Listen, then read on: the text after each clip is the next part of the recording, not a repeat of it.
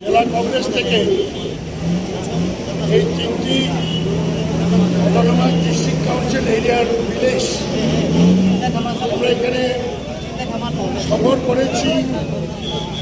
রিয়া, দেববর্মা, ডালম এবং চা বাগানে সবার লোকের কথা বলেছি।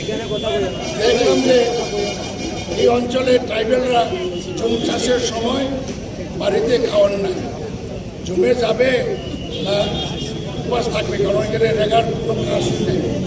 পঞ্চায়েত ভিলেজ কাউন্সিলও এখানে ইলেক্টেড নাই, যাই ব্লক থেকে টাকা আছে এখানে পঞ্চায়েত সেক্রেটারি এবং কতিপয় রুলিং পার্টির লোক দ্রুত রাজ করছে এবং এই অঞ্চলের ট্রাইবেলরা খুবই বিক্ষুব্ধ। তাই জন্য আজকে আমরা প্রশাসনের নজরে নেওয়ার জন্য চিনি বাগানে আমরা 4 ঘন্টা ধর্নায় বসেছি, রাস্তা অবরোধ করেছি এবং দাবি দেওয়া 9 দফা দাবি এবং আমরা দাবি করেছি প্রত্যেকটা জুমিয়া পরিবারকে মিনিমাম 5,000 টাকা দিতে হবে সে সকল জুমিয়া।